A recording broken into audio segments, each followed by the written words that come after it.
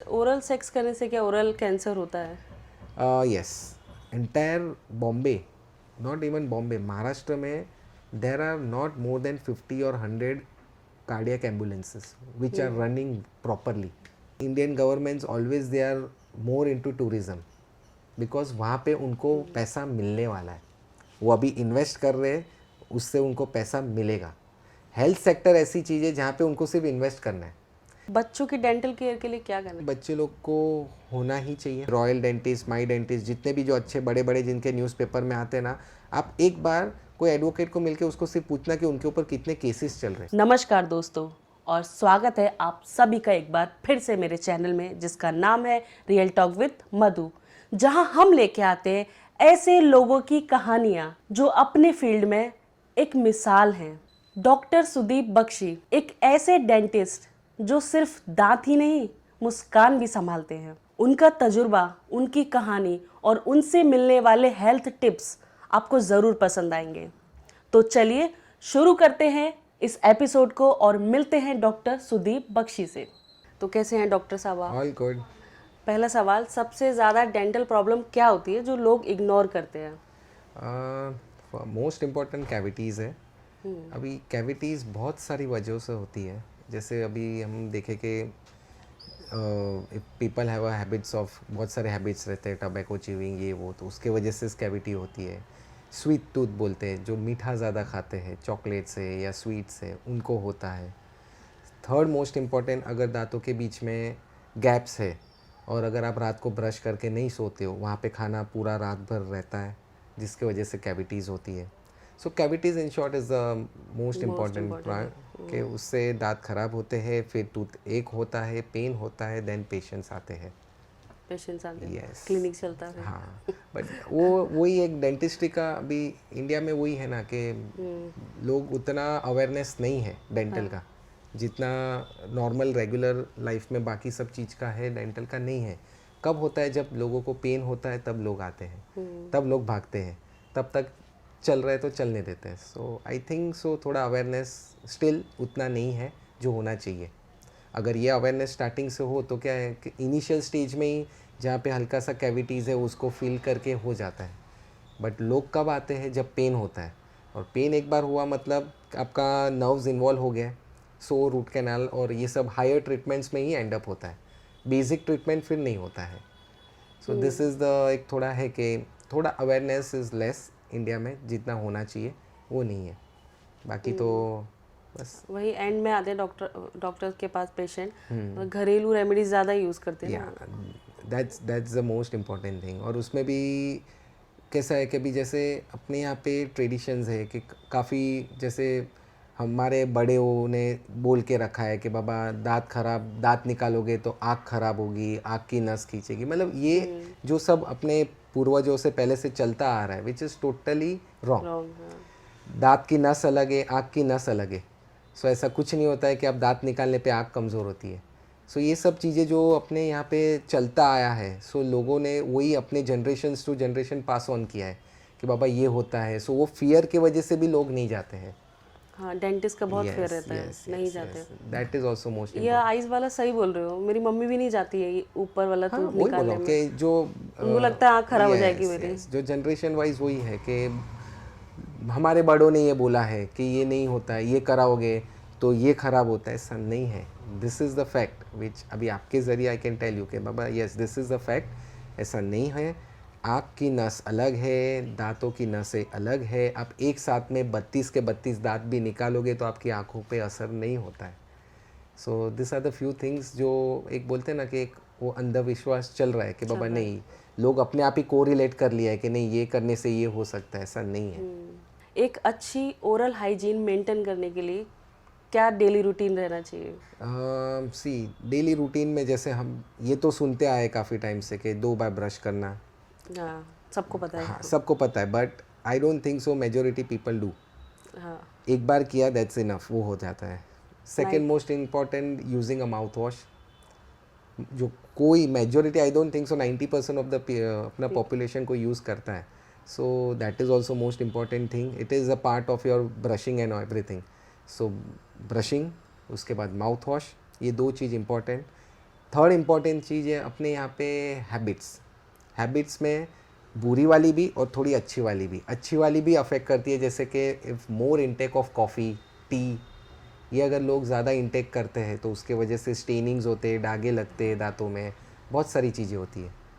हाँ, tea coffee पीने से भी। यस सो ये एक है। फिर आता है बैड हैबिट्स, स्मोकिंग है। सी, लोगों को ऐसा लगता है कि मैं तो स्मोक कर रहा हूँ तो मेरे दांत थोड़ी ख़राब होंगे। Smoke also has a tobacco. जहाँ से भी जैसे भी इंटेक आप टबैको का करोगे तो आपके मुंह के अंदर वो प्रॉब्लम्स देने वाला है। आइदर आप इनहेल करो या आप अगर मुंह में रख के कुछ चबाते रहो, व्हाट्सएवर कोई भी चीज़ आप टबैको लेते हो तो ये चीज़ होने वाला है। सो इसमें भी काफ़ी लोग अपने आप को मना लेते हैं कि बाबा नहीं मैं तो स्मोक कर रहा हूँ, वो तो इनहेल है, उसमें कहाँ टबैको उतना आएगा। बट नहीं, टबैको सब जगह है और टबैको जितना आप इंटेक करोगे उतना आपके दांतों को, आपके गम्स को, सब चीज़ को प्रॉब्लम्स देने वाले। सो देता है है। हमें हाँ, लगता है कि सिगरेट पीने से तो शायद कैंसर भी नहीं होता है, ओरल माउथ कैंसर सिर्फ टोबैको से होता है, ऐसा है? चांसेस है सिगरेट से? ऑब्वियसली कितना परसेंट चांसेस होते हैं? It depends on patient to patient. अभी जो लोग, कुछ लोग तो ऐसे प्राउड फीलिंग भी करते हैं कि मैं 30 साल से सिगरेट पी रहा हूँ, मेरे को कुछ नहीं हुआ, और जो इसने 2 साल से चालू किया उसको हो गया। But end of the day risk तो है। आप 2 साल से पी रहे हो या 10 साल से पी रहे हो, आपको हो सकता है कभी भी, तो वो ऐसे वो रिस्क वाला चीज़ करना ही क्यों है। अभी जैसे कैंसर, नॉर्मली ओरल कैंसर्स जो होते हैं वो टबैकोस के वजह से होते हैं। बट अभी इसमें कुछ लोग बोलते हैं कि बाबा मैं तो 30 साल से पी रहा हूँ, मैं तो 30 साल से स्मोक कर रहा हूँ, मुझे कुछ नहीं हुआ। सो ऐसे भी लोग हैं। So it depends on your destiny also. आपका इम्यून सिस्टम कैसा है, आपका बॉडी कितना एक्सेप्ट करता है। But yes, and of the day cancer नहीं तो कुछ ना कुछ ख़राब तो होता ही है। ऐसा कुछ भी नहीं है, कोई भी ऐसा पेशेंट लाओ जो बोले कि मैं स्मोकिंग कर रहा हूँ इतने सालों से बट कुछ नहीं है। ये सब कड़क होना, एंटायर चीक्स का जितना भी अपने मसल्स रहते हैं वो कड़क होना, ये सब चीज़ें होती है। दो it's not a cancer, but कुछ तो हार्म हो रहा है ना, और होता ही है। ये स्मोक करने से हो जाता है? और टोबैको से? टोबैको मतलब क्या? हाँ, मतलब नहीं, टोबैको इसमें भी टाइप्स होते हैं ना, देखो। हाँ, मतलब वो जो च्यूइंग, टोबैको, जो च्यू हाँ, करते हैं, च्यू में क्या आता है, कुछ लोग अपने मुंह में रखते हैं। हाँ, जो इसमें 2 रखते टाइप हैं तो उनको वो एरिया पूरा हार्ड होने लगता है, वो एरिया में फिर कैंसर्स होने के चांसेस बढ़ जाते हैं। सो जो रखने वाली चीज़ है वो तो डेफिनेटली मोर फास्ट अफेक्ट करती है जितना स्मोक नहीं करे। स्मोक स्लोली करेगा, बट स्मोक आपके लंग्स को भी अफेक्ट करता है, आपके दांत को भी अफेक्ट करता है, आपके गम्स को भी, मतलब सब जगह अफेक्ट करता ही है। लेकिन जो च्यूइंग वाला है, जो रखता है, वो चीज़ ज़्यादा अफेक्ट करती है। बट येस, कोई कम करती है, कोई ज़्यादा करती है, but we should not do. That's the main funda is के ये चीज़ें नहीं करनी चाहिए। पर बिकता है ये तो खुलेआम। हाँ, बिकता है, बट वो लोग बोल के बेच रहे हैं ना कि दिस इज़ नॉट गुड। नहीं, पर मुझे इसमें ऐसा लगता है कि जैसे बहुत बड़े बड़े, जैसे अभी चल रहा है विमल, ये सब, नहीं, वो इलायची प्रमोट कर रहे हैं। हाँ, पर इलायची विमल कोई नहीं खाता है। That's true, that's उसका टोबैको आता है, लोग वो खाते हैं, क्योंकि वो उसका ऐड शाहरुख खान कर रहा है, अजय देवगन कर रहा है, बड़े बड़े। आज के जनरेशन में मेन यही है कि मोर देन 50% लोग जो कर रहे हैं वो एक स्टेटस मेंटेन करने के लिए कोई पीता है, कोई अपने फ्रेंड सर्कल्स में अपना बोलते हैं कि उनको दिखाने के लिए कोई करता है, और कोई डिप्रेशन या अपना मेंटल स्टेबिलिटी के वजह से करना चालू करता है। So there are various things, इसमें लोग इसमें चले जाते हैं। बट वहाँ से बाहर निकलना वो आपका विल पावर है कि आप कब कौन से स्टेज पे उसको बंद करते हो, और कौन से स्टेज के बाद आप समझ में आ जाता है कि नहीं, जितना किया उतना इनफ है, now it is done. That is main point. आप जब आपके पास जब तक वो विल पावर नहीं रहेगा कि बाबा चलो ये इतना किया मैंने इतने साल तक, बट अब मुझे रुकना चाहिए यहाँ पे, वो अगर आप में नहीं है, then no one can help you. That is the thing. हाँ, लेकिन अगर रुक रहे हैं एक स्टेज के बाद, जब प्रॉब्लम बढ़ गई है या कैंसर हो गया है, that's your destiny, that we can't help. But या अगर कुछ नहीं हुआ है, सो गॉड ग्रेस, आपको कुछ नहीं हुआ है, बट उसका मतलब वो नहीं कि आगे ना हो।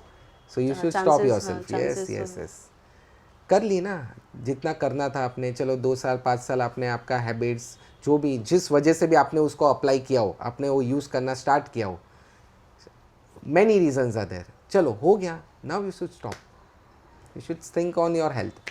एज अपना आपको मालूम है कि इंडिया में health sector is worst, so you have to maintain your health.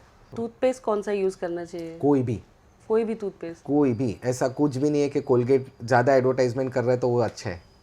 कोई भी करो, बट करो, दिन में 2 बार करो। मतलब हाँ यस, अभी आयुर्वेदिक जैसे आती है, Ayurvedic toothpaste are good, but उसमें कई बार क्या होता है, अगर लॉन्ग टाइम आप यूज़ करते हो ना तो स्टेनिंग्स होने लगता है, दांतों में दाग लगने चालू होते हैं, बिकॉज वो टर्मरिक जो हल्दी रहती है वो सब चीज़ें यूज़ करते हैं, तो जिसकी वजह से आपके दांत पीले होने लगते हैं। तो फिर ऐसे टूथपेस्ट का क्या फ़ायदा जो हम लोग वाइट करने के लिए कर रहे हैं और वो पीले हो रहे हैं? कोई भी टूथपेस्ट आपके दांत को वाइट नहीं करता वाइट है, नहीं कर सकता। Absolutely not. वाइटनिंग का अलग पूरा डेंटल ट्रीटमेंट, डेंटल ऑफिस में उसका प्रॉपर ट्रीटमेंट किया जाता है, जिसमें एसिड यूज़ किया जाता है। ब्लीचिंग, जैसे हम फेस पे वाइटनिंग के लिए क्या यूज़ करते हैं, ब्लीच करते हैं, ब्लीच से ही वाइटनिंग आता है, ग्लो आता है। वैसे ही दांतों का रहता है कि आप ब्लीच करते हो, हम एसिड यूज़ करते हैं, 37% ऑफ फॉस्फेरिक एसिड रहता है, सो वो ब्लीचिंग किया जाता है।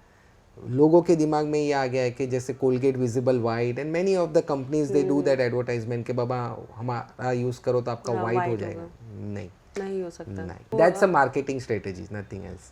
बट हाँ, पेस्ट ऐसा कुछ भी नहीं है, आप पेप्सोडेंट, मैक्स फ्रेश, कोलगेट, कोई भी कंपनी करो, कोई इशू नहीं है, बट करना चाहिए। बिकॉज एक ऐसा मालूम है, पेस्ट का है ना एक FDA अप्रूव्ड एक कंटेंट है कि आपके कोई भी पेस्ट, कोई भी कंपनी अगर पेस्ट बनाता है ना, तो उसके उसमें वो लिखा जाता है कि आपका ये कंटेंट अगर रहेगा तो ही वो FDA अप्रूव्ड है, तो ही आप उसको सेल कर सकते हो। सो उसके लिए हर कंपनी जितने भी अगर मार्केट में है, उसका वो FDA अप्रूव्ड रहता है, उसके लिए ही वो मार्केट में है। सो ऐसा कुछ भी नहीं है, कोई भी पेस्ट अच्छा है और कोई बुरा है। और यही बात आयुर्वेदिक की जो इंडिया में चलता है, बिकॉज उसमें बहुत सारी चीज़ें जो गम्स के लिए अच्छी हैं, जैसे लविंग है, क्लव ऑयल है, ये कुछ चीज़ें हैं जो which are good for your gums, जिसमें ब्लड आता है लोगों को कम हो जाता है। आप आपने सुना रहेगा शायद, लोग बोलते हैं कि अरे मैंने ब्रश किया लेकिन मेरा जो मसूड़े से खून आता था वो धीरे धीरे कम हो गया, बिकॉज उसमें अपनी ये जो देसी चीज़ें हैं वो डाली रहती है, तो उससे वो इफ़ेक्ट होता है। बट कहीं ना कहीं everything has a side effect. उसमें जैसे टर्मरिक है, कुछ जो कलरिंग एजेंट्स ऐड करते हैं, उससे आपके दांत थोड़े येलोइश होने लगेंगे। सो कुछ अच्छा होता है तो उसके साथ साथ कुछ बुरा होता है। क्योंकि पतंजलि का जब भी था तो पतंजलि का बहुत गंदा है देखने में। Yes yes yes, that has a brown colour, brown colour, हाँ, और ब्रश भी पूरा ब्राउन हो जाता था। यस यस, सो कलरिंग एजेंट्स भी रहते हैं। सो आपके गम्स अगर अच्छे हो रहे हैं, आपको लगेगा चलो ब्लीडिंग मेरा कम हो रहा है या व्हाट्स है, उसका टेस्ट अच्छा लगा, बट यस उसका डिसएडवांटेज है। सो बेटर ऑप्शंस जो प्रॉपर कंपनीज के आते हैं, जो वाइट कलर के पेस्ट रहते हैं, वो ऑलवेज प्रेफर दैट, या जेल आते हैं वो भी अच्छा है। मैं कोई भी अभी जो अच्छे कंपनीज के जेल आते हैं, बट यस आप करो यूज़ कौन सा आयुर्वेदिक वाला, but for a limited time, 1 महीने यूज़ करो, फिर then go back with your normal paste, again 2-3 महीना यूज़ करो, ये स्विच ऑन ना, स्विच ऑन स्विच ऑफ करते रहो। बट या कंटिन्यूसली हैबिट आयुर्वेदिक का नहीं रखने का कि मैं सालों साल वो आयुर्वेदिक पेस्ट यूज़ करूँ। आप स्विच करो, स्विच कर 2-3 महीना वो यूज़ करो, 3 महीना ये यूज़ करो, तो आपका वो सब जो साइड इफ़ेक्ट्स है वो कम होंगे। और वाइट टीथ नहीं, टीथ वाइट की बात कर रहे थे हम, वाइटनिंग की, तो टीथ का कलर कैसा होता है? वाइट ही होता है? अगर वाइट ही है तो हम लोग क्यों उसको वाइट करने में लगे रहते हैं? नहीं, तो वो येलोइश होता है कि again that is your perspective, लोगों को कि मुझे क्या चाहिए, आप कौन से इंडस्ट्री से मैटर करते हो। अगर आपका जैसे वेडिंग है, पीपल हैज़ दैट कि मेरे को एकदम मिल्की वाइट चाहिए। नहीं, पर एक्चुअल कलर क्या होता है? एक्चुअल कलर अपना वाइट नहीं रहता है, it's off white. Off white. दांतों का कलर इज ऑफ वाइट। उसमें now we do additions of making it more white, milky white. जैसे अपने जो दूध के दांत रहते हैं, बच्चे लोग जब छोटे रहते हैं, जो दूध के दांत आते हैं ना, that are all milky white, that's why it is called as a milk tooth, because वो वाइट रहते हैं। जो परमानेंट दांत आते हैं ना, they are off white, they are not white. उसको वाइट करने में आता है, and that is the cosmetic procedures. और कॉस्मेटिक अगेन, जहाँ कॉस्मेटिक आएगा वहाँ पे जैसे फेस पे कॉस्मेटिक करते हो, ब्लीच करते हो, इसके लिए भी ब्लीचिंग करना पड़ता है।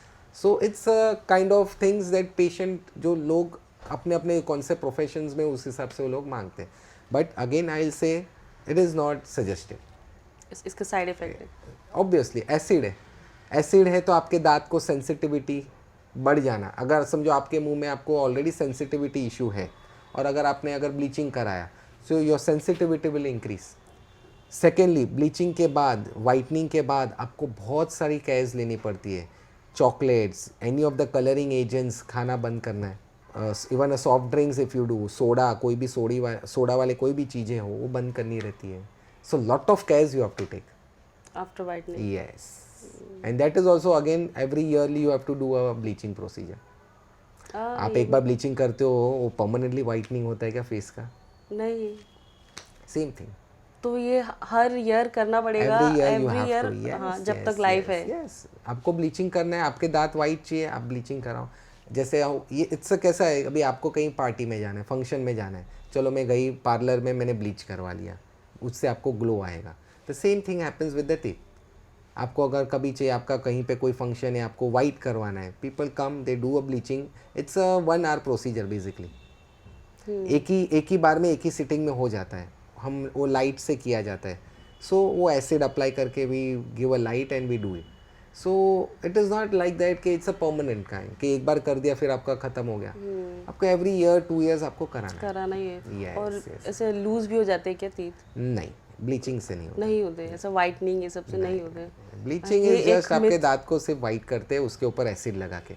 ऐसा बहुत लोगों को लगता था कि लूज हो जाते हैं. नहीं, वो क्लीनिंग से, ये मेंटेलिटी है लोगों की. हाँ, ये लूजनिंग वाला जो आप बता रहे हो ना, ये क्लीनिंग का है. अभी लोग को सी वोंट बिलीव के आपको दांत साफ एवरी ईयरली करना चाहिए, जो लोग नहीं कराते. ठीक है. अच्छा. उससे क्या होता है, लोगों के मुंह में पूरा कैलकुलस, जो हमारे लैंग्वेज में बोलते हैं कैलकुलस, एक जमा हो जाता है बैक साइड में दांतों के. ठीक है, पत्थर जैसा वो फॉर्म हो जाता है. फिर जब वो पेशेंट आता है हमारे पास और हम उसको क्लीनिंग प्रोसीजर करते हैं, सो क्लीनिंग करते वक्त वो पत्थर जैसा चीज़ हम निकालते हैं, तो ऑब्वियसली वो दांत थोड़ा मूव होता है, शेकी हो जाता है, क्योंकि वो पत्थर नहीं पकड़ के रखा है दांतों को, वो कचरे नहीं पकड़ के रखा है.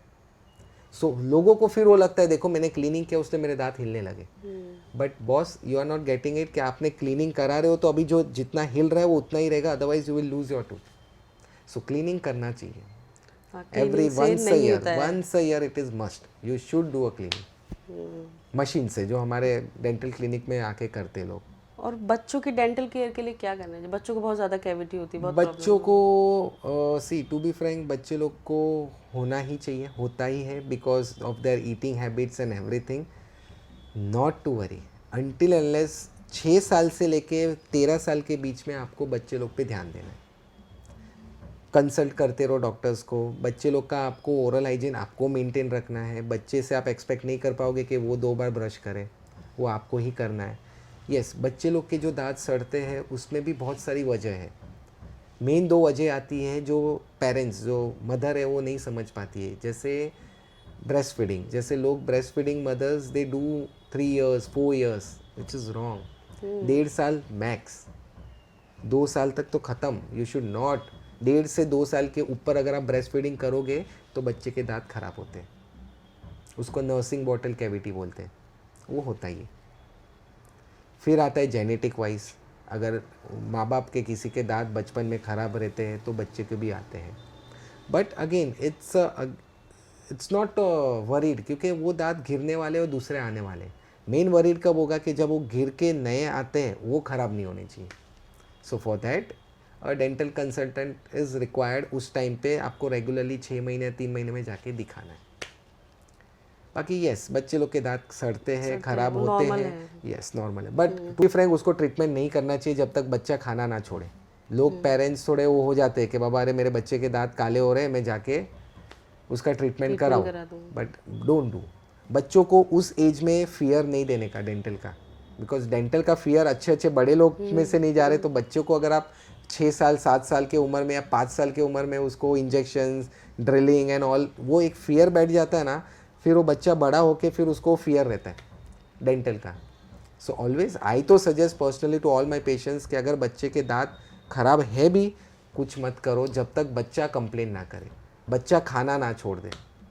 जिस दिन बच्चे ने बोला कि मुझे इधर पेन हो रहा है या उसने खाना बंद कर दिया, then you come and you visit your dentist. तब तक पेरेंट्स ओवर प्रोटेक्टिव के वजह से वो लोग लेके जाते हैं बच्चों को. 3 साल 2 साल के बच्चे को भी लेके जाते हैं, मेरे बच्चे को एक काला दाग है दांतों में, उसको कुछ करो. You should not do.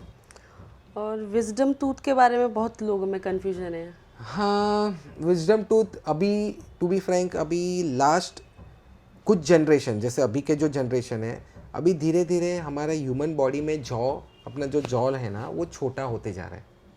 तो अब ऐसा टाइम आ गया है कि अभी वो विजडम टूथ धीरे धीरे नहीं आ रहे, नहीं आएगा, लाइक टेल बोन, जैसे टेल हाँ बोन। जैसे विजडम टूथ चला जाएगा। अपना जॉ ह्यूमन का भी थोड़ा स्मॉल होने लगा है। तो अभी नॉर्मली विजडम टूथ क्या होता है, वो आता है 18 से 24 साल के बीच में, 18 to 24 के बीच में। मेजोरिटी टाइम्स क्या होता है, विजडम टूथ जब आता है तब ऑलरेडी हमारे सब बाकी के दांत तो 13 ईयर्स में आ जाते हैं। फिर 13 से 18 के बीच में कुछ नहीं रहता है, अपना सब डेंटिशन नॉर्मल रहता है। फिर आता है विजडम टूथ। फिर विजडम टूथ 18 साल से आना चालू होता है। तो उस टाइम पे उसको ऑलरेडी ऊपर सब जगह ऑक्यूपाइड रहता है, जगह फुल है, तो आ नहीं सकता है, तो वो अंदर फंस जाता है। पर उसका कोई यूज होता है? उसका कोई यूज़ नहीं रहता है। अगर वो पूरा बाहर आ जाता है और ऊपर का भी उसके अपोजिट वाला भी बाहर आता है तो वो यूज़ में है। अगर एक आया और एक अंदर फंसा हुआ है तो इसका क्या use? Nothing. So but again wisdom tooth अगर फंसा हुआ भी है उसको मत छेड़ो। जब भी लगे कि बाबा आपको पेन हो रहा है या आपको माउथ ओपनिंग में इश्यू आ रहा है या आपको चिक बाइट हो रहा है, तो विजडम टूथ का ट्रीटमेंट आता है जो सर्जिकली उसको निकालने में आता है। तो विजडम टूथ के बाद वाइजर नहीं होते क्या? ये नाम है, अक्कल दाढ़ आई तभी अक्कल आई। हाँ वो नहीं होता है ऐसा कुछ नहीं हम है। तो बचपन से भी थे, कभी वही तो अक्कल दाढ़ निकली। बचपन में हमारे बड़ों ने हमको बहुत सारी गलत चीजें भी सिखाई है। वही बड़े जरूरी नहीं है सही हो। ना ना, इट्स ऑल ऐसा बोला जाता है इसे, बोला जाता है, बट ऐसा नहीं है, उनको वो ऐसा नहीं है। अभी जो टेक्नोलॉजी जो चीजें हैं उनके जमाने में दांत नहीं थी। दांत है बाबा, उसको विजडम के साथ कोई लेना देना नहीं है। It's a name just given, it's a wisdom tooth, nothing else. अच्छा, ब्रेसेस या अलाइनर्स लगवाते हैं तो उसके भी साइड इफेक्ट्स होते हैं क्या? ना, क्लीनिंग आपको डबल करना पड़ता है लगवाने के बाद? लगवाने के बाद, यस। ब्रेसेस लगाते हो आप, मुंह में तार रहता है, ऑब्वियस है कि कुछ भी मुंह में है तो वहाँ पे खाना फंसेगा ही, तो आपको केयर और ज़्यादा लेना है। क्योंकि अगर आप केयर नहीं लोगे तो तारों के बीच में खाना फंसेगा तो आपके दांत सड़ने का चांसेस बढ़ जाता है। जहाँ पे भी आपके दांत में खाना फंसा और अगर वो more than 6 hours 8 hours 10 hours अगर वही जगह पे रहता है तो ऑब्वियसली वो वहाँ पे कैविटी करना चालू करता है। सो उसके लिए जैसे नॉर्मल दांतों हो उसमें केयर अगर आप कम लेते हो और अगर वही सेम लेवल का केयर अगर आप ब्रेसेस वाले पेशेंट लेते हैं तो उनका चांसेस बढ़ जाता है कैविटीज़ का, ब्रेसेस वाले लोग का। सो उसके लिए अगर मुंह में ब्रेसेस है तो आपको केयर भी ज़्यादा लेना है, आपको हर 3 महीने में जाके क्लीनिंग करवाना है। So obviously you anything foreign body आप मुंह में रखोगे तो आपको केयर ज़्यादा लेना है। It's a foreign body, braces is what, it's a foreign body. आपने बाहर से कुछ एक तार लगाया है, अंदर लगाओ, लिंगुअल अंदर के साइड से लगाओ, फ्रंट में लगाओ, इवन अलाइनर्स पहनो, आप कुछ भी फॉरेन बॉडी करते हो सो आपका रिस्क फैक्टर बढ़ता है। सो आपको केयर ज़्यादा लेना है। जैसे ब्रेसेस लगा के हो गया, निकाल दिया, ठीक हो गया जिसके टूथ है, तो वापस से बाहर आ सकते हैं क्या? ऐसे यस, वो रिलैप्स होते हैं मोस्ट, कई बार कुछ केसेस होते हैं और मेजोरिटी वो केसेस जिसके दांत में गैप हो, 2 दांत के बीच में गैप हो हो सकता है वो जगह पे आने के बाद वो वापस से अपने जगह पे भागने का कोशिश करे। तो उसके लिए आपने देखा रहेगा कि ब्रेसेस जब भी हम करते हैं उसके बाद हम 6 महीना या साल भर हम रिटेनर्स देते हैं, अंदर के साइड से एक तार हम फिट करते हैं ताकि वो दांतों को वो जगह पे पकड़ के रखें for at least for 6 months.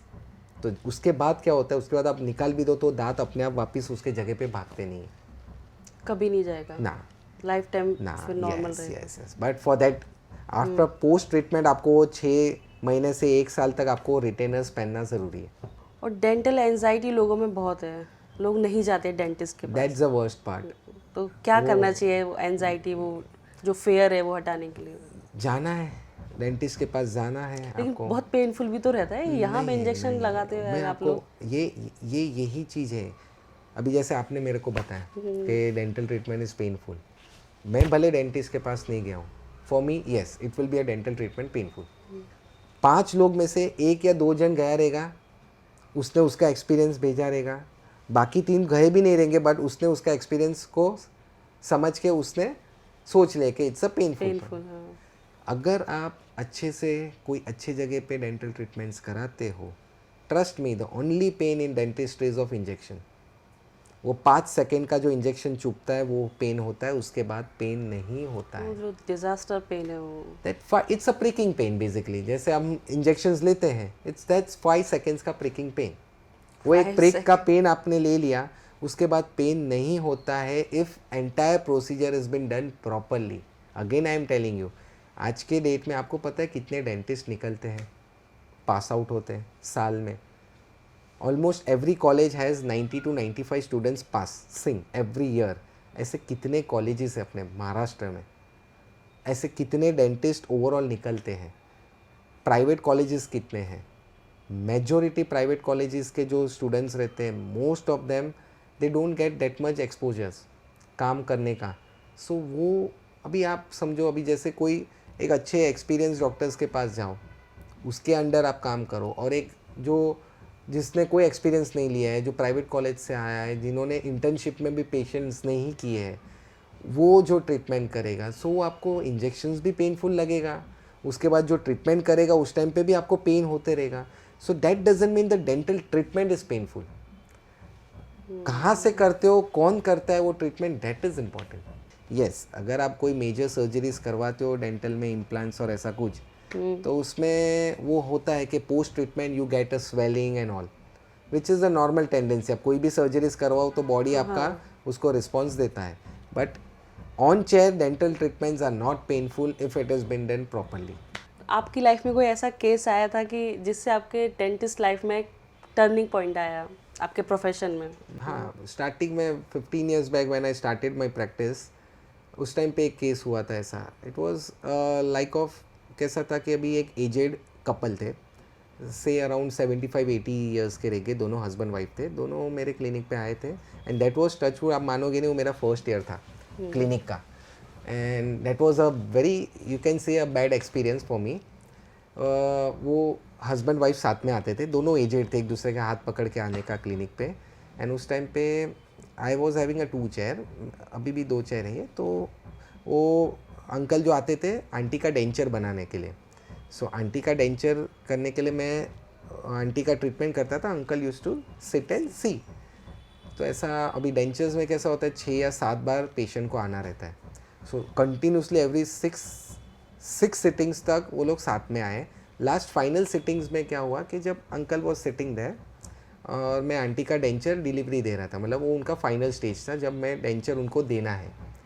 I was talking with her and suddenly I saw वहाँ पे चेयर पे अंकल कोलैप्स हो गए, oh, totally collapse. So and the most important उस टाइम पे ख़राब सिचुएशन मेरा ये था कि मेरा स्टाफ भी नहीं था एंड आई वॉज अलोन।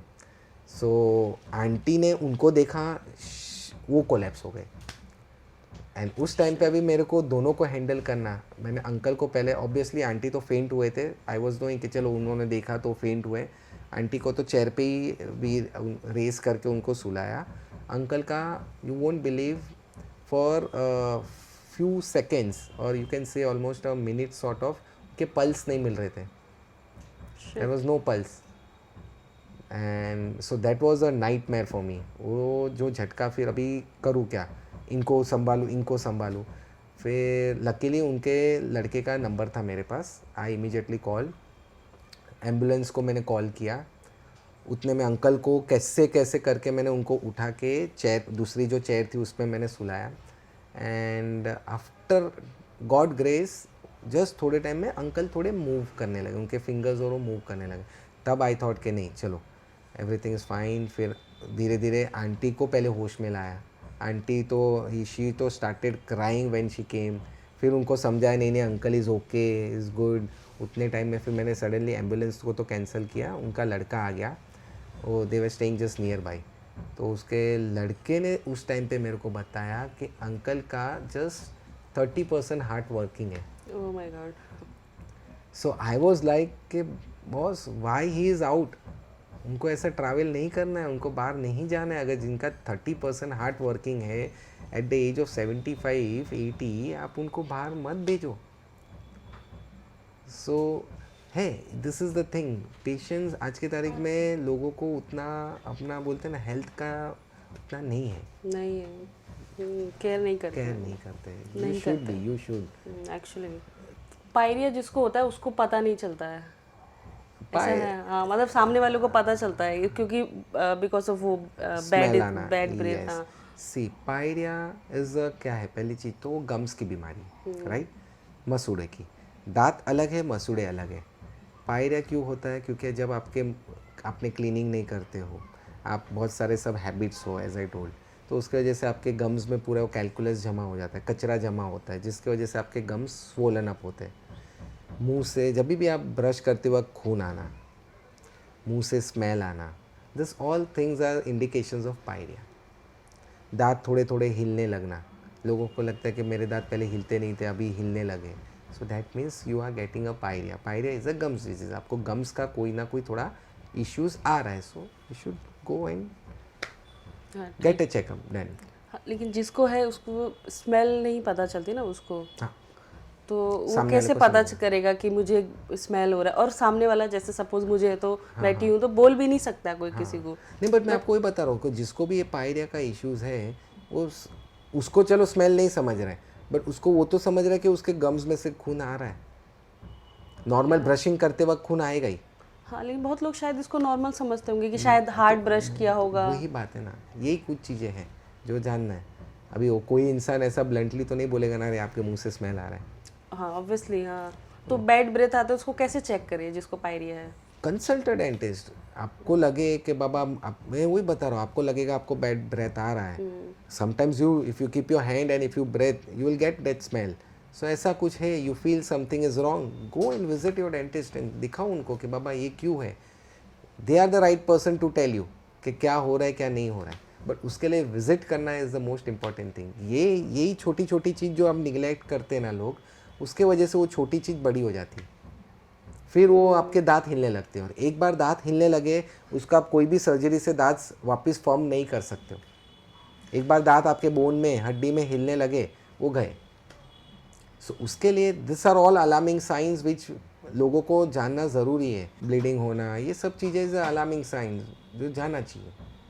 जाना चाहिए। हाँ, Yes, yes, वो बाद में फिर अगर कोई इग्नोर करता है, नहीं ट्रीटमेंट लेता तो कुछ और तो प्रॉब्लम प्रॉब्लम्स हो गए, गम स्वेलिंग होंगे, दांत हिलने लगेंगे। निकल भी सकते हैं। यस, निकलते नहीं बट ऑलमोस्ट हिलने लगते हैं, वो निकल भी जाते हैं, बट जब वर्स्ट कंडीशन हो, जब हिलने लगे तो फिर क्या मतलब, you are losing your tooth. मुझे वही बताना, आपके दांत लूजिंग पीपल ऑल्सो, क्योंकि लोग बैठेंगे नहीं साथ में। हाँ, नहीं बैठेंगे। ओरल सेक्स करने से क्या ओरल कैंसर होता है?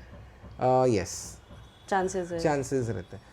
क्या मतलब बेसिकली एक ऐसा है कि इट इज़ लाइक सामने वाले को अगर see you don't know if people have some any skin issues, fungal issues या व्हाटसोएवर, सो उससे होता है, ट्रांसमिशंस होते हैं।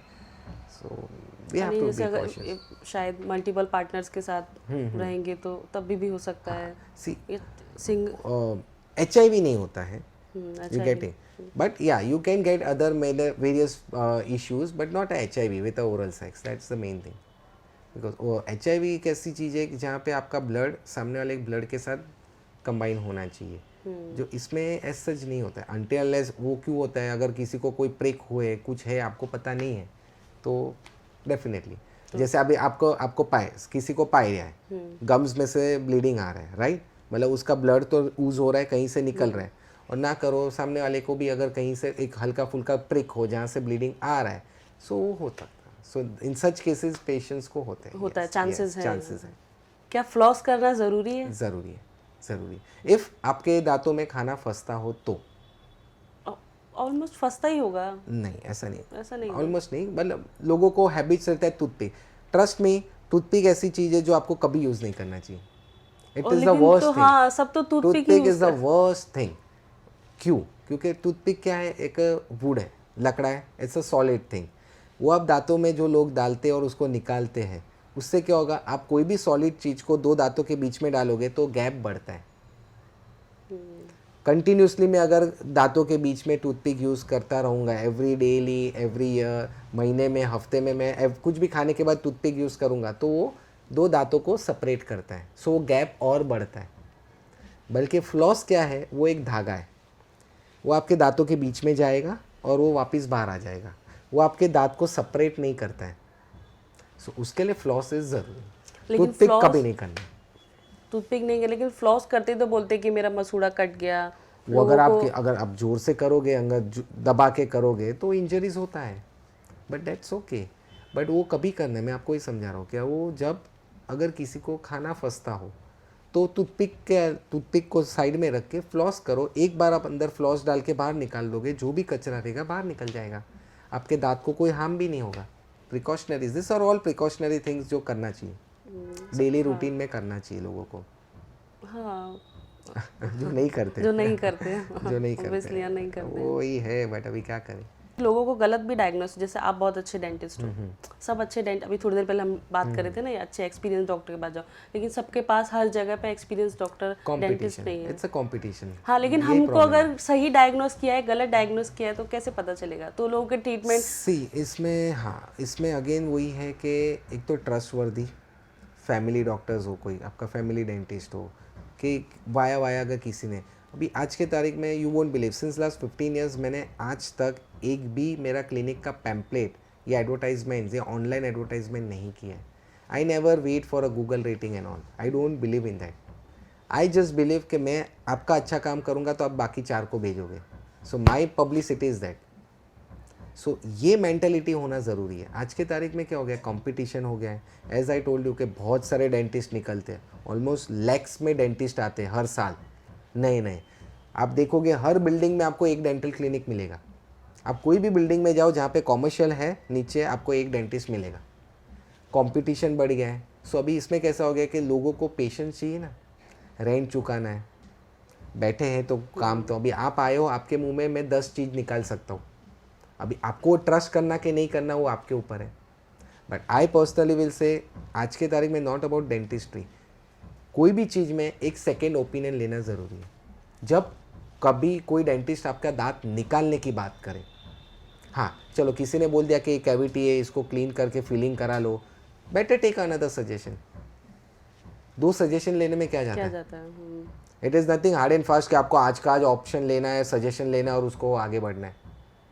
अब लो, 2 दिन का टाइम लो, 2 और जगह पे जाओ, इंक्वायरी करो कि बाबा ये चीज़ है, डज इट इज़ रिक्वायर्ड। कोई रहेगा मेरे जैसा जो बोलेगा कि बाबा आपके मुंह में ज़बरदस्ती फॉरेन बॉडी क्यों डाल रहे हो, छोटा सा एक काला दाग रहेगा आपके दांतों में, लोग बोलेंगे उसको क्लीन करके फिलिंग कर लो। But does that person will say कि बाबा 10 ये filling is lifetime? No. आगे जाके 8 साल 10 साल में वही जो कैविटी जो फिलिंग भरा हुआ है उसके नीचे दूसरा कैविटी होना चालू हो जाएगा, because it's a foreign body. So वही बात है कि आप मुंह में फॉरेन बॉडी जितना कम डालो उतना अच्छा है। आज के तारीख में मार्केट में कितने ऐसे पैन इंडियाज में है, कंपनीज आ गई है, जैसे माई डेंटिस्ट देखा रहेगा। हाँ, माय डेंटिस्ट। आप आओ, ट्रीटमेंट करो, लॉटरी सिस्टम निकालते हैं, आपको गिफ्ट भी देते हैं, मोबाइल फ़ोन देते हैं, ये देते हैं, ये हो रहा है। उसके लिए उसके कितने सारे अभी काउंटर्स बंद हो गए, कितने सारे शॉप्स बंद हो रहे हैं, कितने केसेस चल रहे हैं। आज के तारीख में आप जितने भी देख लो, जितने भी रॉयल डेंटिस्ट, माई डेंटिस्ट, जितने भी जो अच्छे बड़े बड़े जिनके न्यूज़पेपर में आते हैं ना, आप एक बार कोई एडवोकेट को मिलके उसको सिर्फ पूछना कि उनके ऊपर कितने केसेस चल रहे हैं। दिस इज़ द थिंग, आज की तारीख में ये रियलिटी है, ये लोगों को नहीं मालूम है।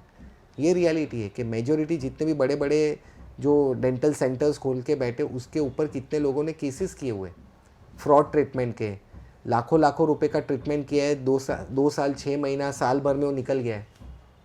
So people do a case on them. अभी मैंने मेरा 10 सेंटर्स खोल के रखे हैं, उसके अंदर मेरे पास 100 एम्प्लॉयज़ है, मेरे को सबको पेमेंट देना है ना, मेरे को जगह का रेंट भी निकालना है, कहाँ से करूँगा? मेडिकल थिंग ही अपने यहाँ पे एक बिजनेस है जो खराब है, जो है। मेडिकल लाइन में किधर भी जाओ, बड़े बड़े आप हॉस्पिटल्स में जाओगे तो यही चल रहा है ना।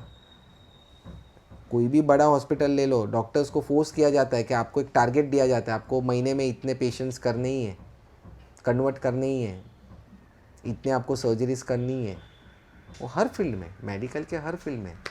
So always trust your known dentist, visit जहाँ आपको लगे कि बाबा वो 4 ट्रीटमेंट्स, जहाँ मेरे को 4 बोला है उसने मेरे को एक ही ट्रीटमेंट बोला है। सो मतलब ही is not more keen to give you all treatments, that means he is not keen for a money, he is thinking of why to do that. So this mentality you should compare कि मेरे को उसने तो बोले 6 दांत में filling करना है, ये तो बोल रहा है कि 2 ही दांत में करो बस, बाकी ज़रूरत नहीं है, हर 3 महीने में मुझे सिर्फ आके दिखा दो। क्या ख़राब है? रूट कैनल और कैपिंग करते हैं तो क्या वो सही है या उसका कोई अल्टरनेटिव भी हो सकता है? ज़रूरी नहीं है कि कराएं? नहीं, इसमें अगर पेन चालू हुआ, अगर आपका दांत मोर देन 50% ख़राब है तो root canal is the only option to save. अगर दांत को बचाना है तो root canal is the only option. And root canal करते हो तो उसके ऊपर कैप आती है, it is a part of treatment. अगर आप रूट कैनल करके कैप नहीं करते हो तो आपने हाफ ट्रीटमेंट किया है। कैप करना ज़रूरी है। कैप क्यों बिठाते हैं? बिकॉज रूट कैनल में क्या होता है, बेसिकली जो नसें रहती है ना वो निकाल देते हैं। There is no nerve supply, so आपका वो दांत जो है वो डमी है, it is there in your bone but उसमें कोई ब्लड सप्लाई नहीं है। सो वो धीरे धीरे ब्रिटल हो जाता है, वो टूटने लगता है। तो वो ना टूटे उसके लिए उसके ऊपर एक कवर दिया जाता है ताकि वो सब कुछ वजन वो कवर ले, जिसको कवर भी कैप तो बोलते निकल जाता है बाद में। हैं। निकलता है तो उसको रीफिट कराओ, चिपकाया रहता है ना। एंड ऑफ द डे अगर आप कोई भी स्टिकी चीज़ खाओगे तो निकलता है। निकल जाता है। अभी आपने देखा रहेगा, many of the dentist always say कि चिक्की है, इक्लेयर की चॉकलेट है, 5 स्टार की चॉकलेट है, च्युइंगम है, मत खाओ। बिकॉज वो क्या होता है, वो चिपकता है, चिपक के ऐसे खींचता है, तो जो खींचता है तो उसके साथ कभी कभार कैप भी निकल जाता है। और आपका एक एक्सपीरियंस जो था लॉकडाउन का, आप लॉकडाउन में वर्किंग थे, यस यस। तो क्या था एक्सपीरियंस? सी लॉकडाउन का तो ऐसा है कि वो एक एक्सपीरियंस ऐसा, एज अ डेंटिस्ट हमको तो पहले कैसा था कि जब स्टार्ट हुआ था कोविड, दैट इनिशियली दैट 50 से लेके 100 डॉक्टर्स में I was the person who joined. मैंने लॉकडाउन में 3 BMCs के वार्ड संभाले थे, मेरा कांदिवली का, लालबाग का and Bandra Kurla Complex. I used to work 3 places में। उस टाइम पे डॉक्टर्स कोई आते नहीं थे तो डेंटिस्ट को वो लोग हायर करते थे कि आप आओ।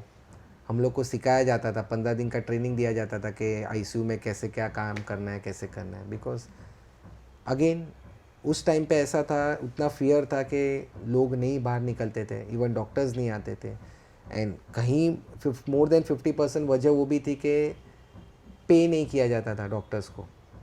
इट वॉज लाइक जैसे हम डेंटिस्टों को दे यूज टू पे 45,000 मंथली, बट आज के तारीख में आप बताओ कोई 40,000 या 50,000 के लिए अपना लाइफ रिस्क में क्यों डाले?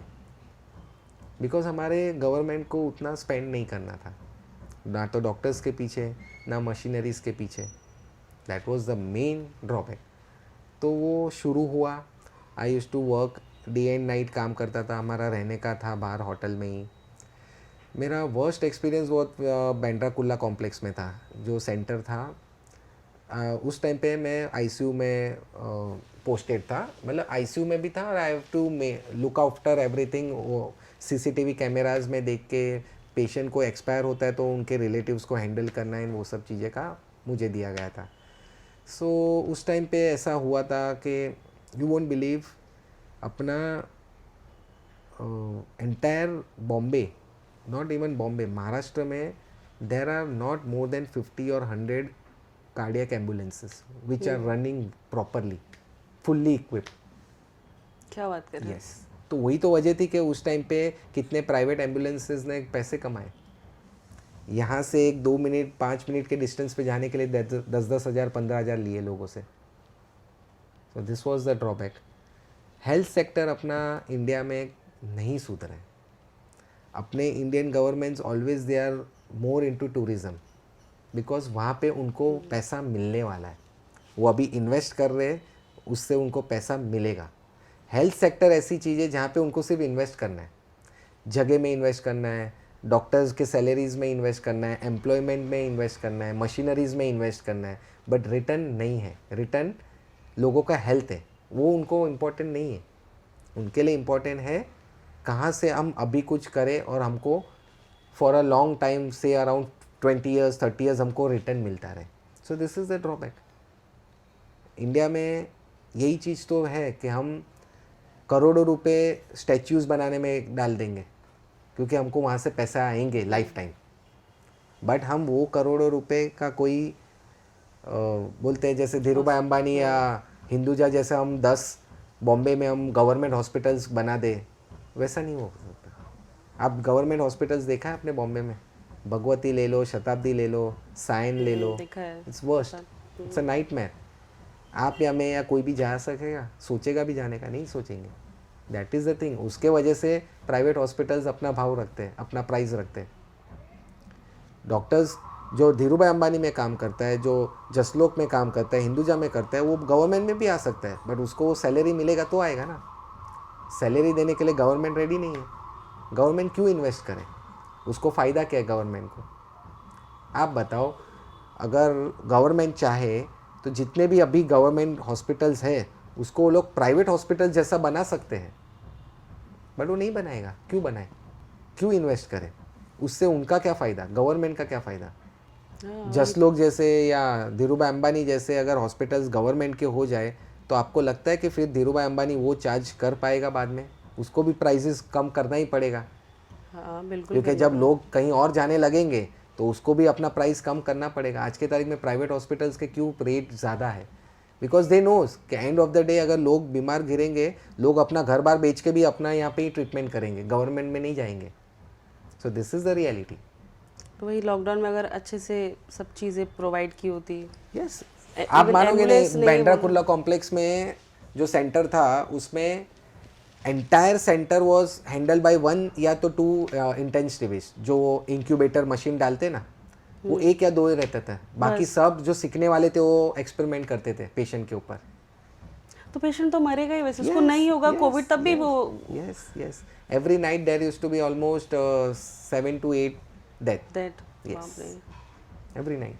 मतलब वो 7 to 8 ही ज़रूरी नहीं कि वो लोग कोविड से ही गए हो।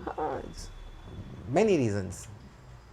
एंड मोस्ट इम्पॉर्टेंट है कि जब हमारे पास सब कुछ है, डॉक्टर्स है, उतना फैसिलिटीज़ है, हमने यूज़ नहीं किया। हमने लोगों को अगर गवर्नमेंट चाहे तो सब कुछ हो सकता था, बट कुछ चीज़ें की, कुछ चीज़ें नहीं की। मशीनरीज लाए लेकिन उसको चलाने के लिए डॉक्टर्स ही नहीं है। क्या मतलब वो मशीनरीज का? आप आईसीयू सेंटर्स, इतने सारे कोविड सेंटर्स खोल दिए, बट अगर उसमें प्रॉपर प्रोफेशनल डॉक्टर्स नहीं रहेंगे तो क्या मतलब है? आरएमओ जो सीखने वाले लोग हैं, जो इंटेंसिविस्ट के अंदर काम करते हैं, आप वो लोग को बोल दोगे आप जाके अभी इंक्यूबेट करो पेशेंट को, अंदर मशीन डालो, दैट मशीन डालना इज़ सो रिस्की। कितना इंजरीज होता है, लोगों को इंजर होके फिर डालते हैं। उसमें एक प्रॉपर प्रिसिशंस, वो टेक्निकली वो डॉक्टर्स चाहिए जो नहीं रहते थे। लोग कुछ भी करते थे। सेम थिंग एम्बुलेंस का हुआ है कि मैनी टाइम एक I told you, I think so, ऐसा वो एक केस था कि बाबा एक पेशेंट को, वो आईसीयू में था, कोविड के उसमें आईसीयू में था, उसको वहाँ से सिर्फ साइन हॉस्पिटल एक कलर डॉपलर के लिए, एक एक्सरे के लिए लेके जाना था। सिर्फ उसको कहीं पे ब्लड क्लॉट था, वो देखने के लिए उसको सिर्फ, which is just 15 minutes distance पे था बांद्रा कुर्ला से साइन हॉस्पिटल। मैंने वो पेशेंट के लिए एम्बुलेंस बुक किया शाम को 5 बजे। कार्डियक एम्बुलेंस चाहिए क्योंकि पेशेंट आईसीयू में था, तो आईसीयू वाला ही एम्बुलेंस चाहिए। 5 बजे फ़ोन किया, आईसीयू का एम्बुलेंस आया 12 बजे। 12 बजे आया, पेशेंट को हम बाहर लेके आए आईसीयू से, अंदर बिठाया। अंदर बिठाने पे मालूम गिरा कि उसका ऑक्सीजन सिलेंडर ख़त्म हो गया। वापस पेशेंट को बाहर लिया, अंदर लेके गए, एम्बुलेंस भेजा। दूसरा एम्बुलेंस आया 2:30 बजे। 2:30 बजे जो एम्बुलेंस आया वो नॉन कार्डियक वाला आया, सादा एम्बुलेंस। वापस पेशेंट को अंदर लेके गए, वो भी गलती के हम लोग ने वो चेक नहीं किया। फिर थर्ड एम्बुलेंस आया 4:30 बजे अर्ली मॉर्निंग। पेशेंट को अंदर से लाने से पहले जाके मैंने पर्सनली पूरा एम्बुलेंस चेक किया, सब वर्किंग है। फिर जाके मैं पेशेंट्स को बाहर बुलाया। पेशेंट को बाहर लाते लाते पेशेंट पास अवे। जो पेशेंट 5:30 बजे 6 बजे तक वो साइन हॉस्पिटल पहुंच जाता, उसका कलर डॉपलर हो जाता, वो ऑपरेट हो जाता, वो पेशेंट 4:30 बजे तक आईसीयू में ही था। वाई? Because ambulance. सो ये चीज़ें हैं मैंने, ये तो एक मेरे नज़र के सामने वाली चीज़, ऐसी कितनी चीज़ें हुई है कोविड में। And this all drawback is because हमारे यहाँ पे हेल्थ सेक्टर में इन्वेस्ट नहीं किया है ना। गवर्नमेंट आगे 5 साल सोच भी रही है या 10 साल सोच रही है। Government is planning for all coastal roads and statues, बीच के ऊपर स्टैचू करना, कहीं और बड़ा बड़ा स्टैचूज करना। दिस इज़ द थिंग, ये रियलिटी है। बट गवर्नमेंट वो नहीं देख रहे कि मेरी जो हॉस्पिटल सब बंद पड़ी है, जहाँ पे लोग ज़मीन पे सो रहे हैं, मैं उसको कुछ करूँ, उसको रिनोवेट करूँ, उसको अच्छे मशीनरीज डालूँ, उसमें मैं इन्वेस्ट करूँ, उसमें अच्छे डॉक्टर्स को सैलरी पे रखूँ। नहीं, क्योंकि वहाँ से हमको क्या मिलने वाला है? गवर्नमेंट को क्या मिलेगा? गवर्नमेंट को उधर सिर्फ सर्विस देना है, उधर अर्निंग नहीं है। बाकी सब चीज़ में क्या है? अभी पैसा डालो, फिर लाइफ टाइम कमाते रहो। टिकटें बांटो, टूरिज्म बढ़ाओ, लोग आएंगे देखने के लिए, अड़ोस पड़ोस वाले सब, आसपास वाले भी सब खुश, होटल वाले भी सब खुश, टूरिस्ट बाकी जो चलाने वाले जो है वो लोग भी खुश, सब लोग खुश, बिकॉज सबको धंधा मिल रहा है. But end of the day what about health sector? Zero, कुछ नहीं है. गवर्नमेंट हॉस्पिटल्स बना सकती है और गवर्नमेंट के पास बहुत जगह है. इवन आप देखोगे सिर्फ अंधेरी से लेके दहीसर के बीच में there are so many places, empty spaces. आपने दहीसर से कांदिवली के बीच में देखा है पूरा वो क्रीक एरिया? वो सब क्रीक एरिया पूरा हड़पा के सब रिसोर्ट्स एंड वो सब बन चुका है, होटल्स एंड एवरीथिंग. बट वो गवर्नमेंट वहाँ पे बना सकती थी. मतलब there are many places also available. मतलब सब कुछ, आपके पास लैंड है, आपके पास पैसा है, आपके पास मैन पावर है, बट वो करने का जिगरा चाहिए ना कि बाबा नहीं, हमको कमाना नहीं है, हम लोगों के लिए कुछ करें, हम पैसा इन्वेस्ट करें, लोगों को अच्छा फैसिलिटीज़ दे, अच्छे हॉस्पिटल्स बनाए, अच्छे मशीनरीज दे, अच्छे डॉक्टर्स रखे. वो करोगे तो ऑटोमेटिकली द प्राइवेट हॉस्पिटल्स के भाव कम हो जाएंगे. फिर उनको भी लगेगा कि नहीं बाबा, हमको अभी गवर्नमेंट के लेवल में या उससे थोड़ा अच्छा लेवल में काम करना है, हम उससे एकदम महंगा में नहीं कर पाएंगे. वरना आप मेरे जैसे मिडिल क्लास वाले भी गवर्नमेंट में जाने लगेंगे तो इनका कौन पेट पालेगा? आज के तारीख में लोअर वाले मर रहे, उनको ऑप्शन नहीं, उसलिए वो गवर्नमेंट में जा रहे, भले गवर्नमेंट कैसा भी फैसिलिटी दो. पर अगर जब मिडिल क्लास वाले जाने लगेंगे गवर्नमेंट में भी, तो ये प्राइवेट वाले बंद होंगे, वो प्राइवेट वाले को अपना प्राइस गिराना पड़ेगा. So this is the reality. पर वैसा होगा नहीं, वो नहीं होगा. उस चीज़ पे कोई भी बात नहीं करता, बात ही नहीं करता है. वो चीज़ पे कोई टॉपिक ही नहीं है कि बाबा हेल्थ सेक्टर का क्या, उसमें क्यों पैसा नहीं डाल रहे. Everyone are happy. अरे चलो इधर नरीमन पॉइंट में एक स्टैचू खड़ा हो रहा है, चलो उधर एक स्टैचू हो रहा है, अरे गवर्नमेंट ने इतना सब किया, देखो कितना टूरिज्म बढ़ाया, अपना GDP बढ़ गया, everything is, everyone are happy. But end of the day health sector no one will talk. Health sector का क्या? गवर्नमेंट कॉलेजेस के अलावा गवर्नमेंट कॉलेजेस इतने से हो गए और प्राइवेट कॉलेजेस हजारों में हो गए. वो भी एक कमाने का धंधा है, वो भी कमाने का, और फीसेस तो ऑल बहुत ज़्यादा है. Private sectors, everything private sectors कमाने का ही धंधा है. बट गवर्नमेंट अपनी चीज़ें इंप्रूव नहीं करती है. So this is the reality. ये अपना एक हार्श रियलिटी है इंडिया का कि हेल्थ सेक्टर खराब है तो है, चेंज होने वाला भी नहीं, वो नहीं होने कभी नहीं होगा. और शायद लोग भी नहीं चाहते. लोग वो वे में, अभी इतना फास्ट लाइफस्टाइल है लोगों का, वो सब नहीं सोचते हैं लोग. ये इसमें मरने वाले लोग लोअर क्लास या लोअर मिडिल क्लास वाले हैं या मिडिल क्लास वाले हैं. बट कोई इसको पॉइंट आउट नहीं करता है. कोई ये वे में कोई सोचता ही नहीं है कि बाबा ये चीज़ भी हमको पुट अप करना है कि ये इसका क्या, हम इतना सब टैक्स भर रहे, ये कर रहे, हमारा खुद का लाइफ का क्या, हेल्थ का क्या, हमको क्या मिल रहा है हेल्थ के जगह पे, गवर्नमेंट से हमको क्या मिल रहा है हेल्थ के जगह पे. हमको हमारे खर्चे करके एक्स्ट्रा प्रीमियम लेके मेडिक्लेम करके रखना है हमारे सेफ्टी के लिए कि भाई कल उठ के हमारे को कुछ भी हुआ, घर बार बेचने से अच्छा हमारा मेडिक्लेम रहेगा तो प्राइवेट वाले एटलीस्ट हमारा ट्रीटमेंट करेंगे. ये डर है, डर की वजह से लोग मेडिक्लेम ले रहे हैं. आज की तारीख में मेडिक्लेम क्यों ले रहे हैं? डर की वजह से कि इट इज़ एक्सपेंसिव. बट अगर ये डर ही निकल जाए कि मालूम है कि बाबा कुछ भी हुआ, चलो गवर्नमेंट हॉस्पिटल है, अच्छा फैसिलिटीज़ मिलेगा, अच्छा ट्रीटमेंट हो जाएगा, अच्छे डॉक्टर्स आ रहे हैं, तो लोग का डर चला जाएगा. आपने देखा रहेगा ESIS हॉस्पिटल एक है कांदिवली ईस्ट में. It's a huge hospital, almost बंद लायक है. उसमें कुछ नहीं है. ओपनिंग सब पार्टी वाले आके, पार्टी ने ओपनिंग किया, सब कुछ किया, वो बंद है क्योंकि उसमें मशीनरीज ही नहीं आएगी. सो आप सोचो कांदिवली बोरीवली एरियाज़ में भी बड़े बड़े गवर्नमेंट हॉस्पिटल्स है जिसको ये लोग लोग हिंदुजा जैसा बना सकते हैं गवर्नमेंट खुद, बट वो नहीं बनता है. अच्छा लगा बात करके, बहुत सारी चीज़ें. यस एक्सपीरियंस शेयर किया आपने. यस डेफिनेटली अच्छा लगा. बहुत नॉलेज वाली बातें बताई. लोगों को शायद पता भी चलेगा कि घरेलू चीज़ें ना यूज़ करें, डेंटिस्ट के पास जाए, डेंटिस्ट फेयर हटाए. किसी का एडवाइस ना ले, जिसका जो काम हो उस पे छोड़ो, उसका advice low. That is the thing. और गूगल रेटिंग देख के ना जाए, क्योंकि मैं भी पर्सनली गूगल रेटिंग देख के जाती थी डॉक्टर, फिर वहाँ जाके एक्सपीरियंस खराब रहा. वो रेटिंग्स बिकाऊ होती है, खरीदी जाती है. एवरीथिंग हैज बीन सेलेबल, ऐसा कुछ नहीं है. सब कुछ बिकता है. मेन जो जाओ खुद एक्सपीरियंस करो, देखो.